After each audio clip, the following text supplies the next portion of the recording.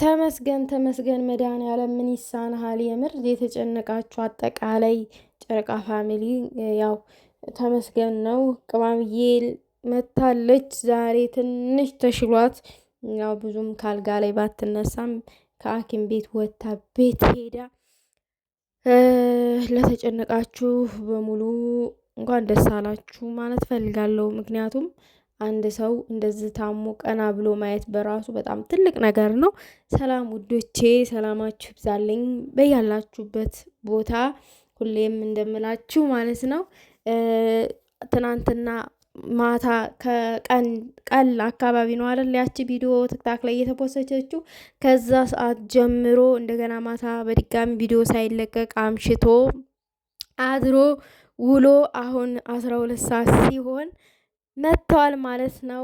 ቅማምዬና እንዲሁም ብሩክ ቅማምዬ ያለችበትን ሁኔታ አይተናል። እንግዲህ በሰፊው በኢትዮ ቪዲዮ ላይ መታ እውነት ለመናገር ያክል በጣም ያስደነግጣል። ያመማትም ህመም ማለት ነው።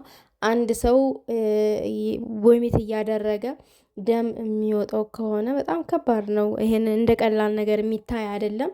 በጣም ከባድ ህመም ነው። ቅማምዬ ጨርሶ ይማርሽ። ሰው ፈተና በህይወታችን አይብዛ አንልም። መፈተን ለበጎ ነው፣ ጥሩ ነው። ፈጣሪ የሚፈትነን የሆነ ነገር ሲያስብልን ነው። እና በተለይ ደግሞ የስለት ልጅ ስትሆኑ ፈተናው በጣም በሁሉ ነገር ነው የሚደራረብባችሁ። በብዙ ነገር ነው ፈተናችሁ የሚበዛው ማለት ነው። ነገር ግን ማማረር የለባችሁም ውዶቼ፣ ማማረር የለባችሁም። አመስጋኝ ነው መሆን ያለብን። እንግዲህ ጨጓራዋን ምናምን ነገር ነው የታመመችው። ከባድ ነው። አንዳንድ ጊዜ ሳናስበው ነው የሆነ ደህና ነን እያልን እየተራመድን ነው የምንወድቀው ማለት ነው።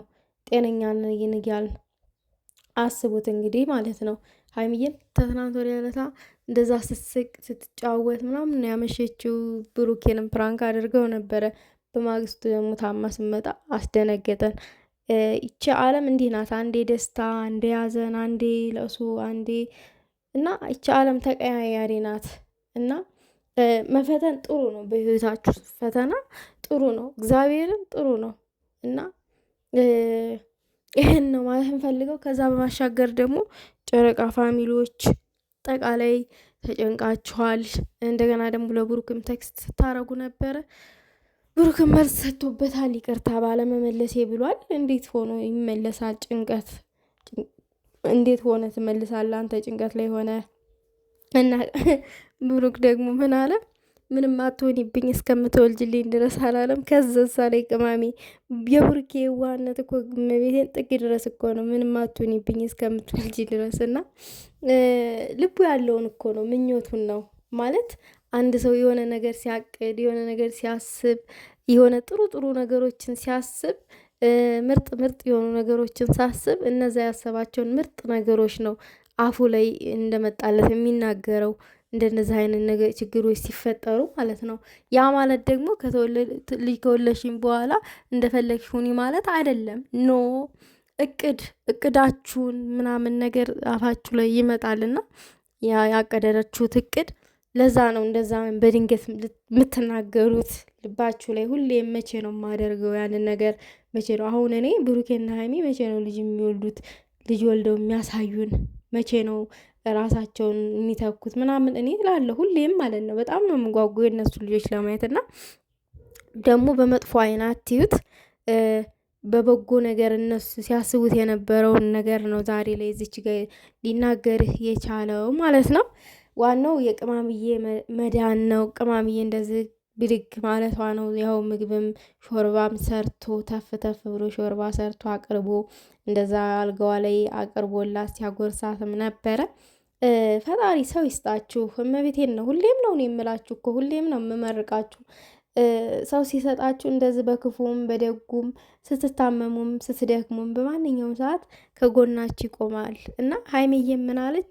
ፈጣሪ ይመስገን አንተን ስለሰጠኝ አለችና የሰውን ዋጋ የምታውቁት ልክ በእንደዛ አይነት ሁኔታ ላይ ስትሆኑ ነው። ዛሬ ታማ አጠገቧ ያለው እሱ ነው። ስትከፋም እሱ ነው አጠገቧ ያለው። እና ለዛ ነው ሰው ይስጣችሁ ያልኳችሁ። እና ደግሞ ሰው የሚሰጠን ስንታደል ነው። ትታደሉታላችሁ እንጂ ደግሞ አትታገሉትም። ሰው ሲታደል ነው ሁሉን ነገር ሊያገኘው የሚችለው። እና አንዳንድ ጊዜ ደግሞ ካልታደልን ምንም ነገር ላናገኝ እንችላለን። እና እንደዛ ነው። ቅማምዬ በአንድ ጊዜ ፊቷ ጭር አለ፣ በአንዴ ማለት ነው። እና የኔ እናት የሰው ማይን ነው።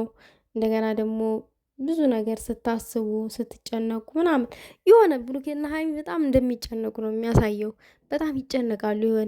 የሆነ ይህንን ለማሳካት የሆነ ነገር ለማሳካት የሆነ ነገር ለመፈጸም በቃ አለ የለ እቅድ የሚባል ነገር አለ የለ ያንን እቅዳቸውን አድርጎ አሳክቶ ምናምን ነገር ዳር ለመድረስ በስማም ያላቸው ጥረት ያላቸው ትግል በጣም ከባድ ነው። እና ደግሞ በጭንቀት የሚሆን ነገር የለም። ሁሉም ፈጣሪ ሲለው ነው የሚሆነው። ፈጣሪ በፈቀደው ሰዓት ነው የሚሆነው።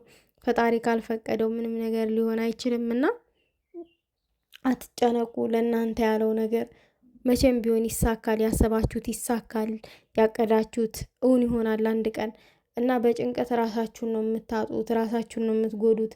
ድንገት እንደዚህ መታመም አለ፣ ብዙ ነገር አለ። እና ራሳችሁን ብዙ አታጨናንቁት ነው እኔ ማለት የምፈልገው። ምክንያቱም ዛሬ ደስተኛ የሆነ ሰው፣ ዛሬ ሲደሰት ያያችሁት ሰው በማግስቱ ታሞ ማየት በጣም ነው የሚከብደው። ይሄ ከምን የተነሳ ነው? ከጭንቀት ከንዴት ነው። አሁን ጨጓራ በሽታ ከንዴት ነው። ቅማምዬ ምንድን ነው የሚያናድዳት? እዚህ ጋር ሚዲያ ላይ ማውጣት የማትፈልገው ነገር ሊኖር ይችላል። እና ብዙ ጊዜ በወጣትነት ዘመናችሁ መጎዳት የለባችሁም። ራሳችሁን መጠበቅ አለባችሁ። ገና ልጆች ናችሁ እናንተ። በዚህ እድሜያችሁ፣ በዚህ እድሜ አሁን ሀይሚ ጨጓራዬን ህመም ከባድ ነው እውነት። ንዴት ነው ጨጓራ በሽተኛ የምትሆኑት ስትናደዱ ነው። እና ንዴትን ማስወገድ አለብሽ ቅማምዬ። ምንም ነገር ሊያናድድሽ አይገባም። ምክንያቱም ሁሉም ነገር ፈጣሪ ሲል ነው። ሚዲያ ላይም አሉባልታ ሊኖር ይችላል፣ ብዙ ነገር መባል ሊኖር ይችላል። ግን ደግሞ ሰምቶ እንዳልሰማ ማለፍ አለባችሁ። እንደዛ አድርጋችሁ ካላለፋችሁት የምትናደዱ ከሆነ ራሳችሁን እያጣችሁ ከህልማችሁ ወደኋላ እየተጎድታችሁ ነው የምትሄዱት። እና ራሳችሁን ደስተኛ ማድረግ አለባችሁ። ማንም ከማንም ጋር ይጣላ፣ እዛ ጋር ኦዲየንስ እርስ በራስ ይጣላ፣ መልሶ ይታረቃል። እናንተ ምንም የሚያናድዳችሁ ነገር የለም። ምክንያቱም እነሱ የተጣሉት ወደው ፈቅደው ነው የተጣሉት። እዛ ጋር ህፃን ልጅ እኮ የለም እናንተን የሚደግፍ ህፃን ልጅ የለም እኮ እናንተን የሚከተል። ሁሉም ትልልቅ ነው። ሁላችንም ትልልቅ ነን። ስለዚህ ትልቅ ሰው ደግሞ እንደ ትልቅነቱ ሲሆን ነው የሚያደርገውን ነገር ለይቶ ሲያውቅ ነው። እና ምንም ሊያናድዳችሁ አይገባም ማለት ነው የምፈልገው በዛ አጋጣሚ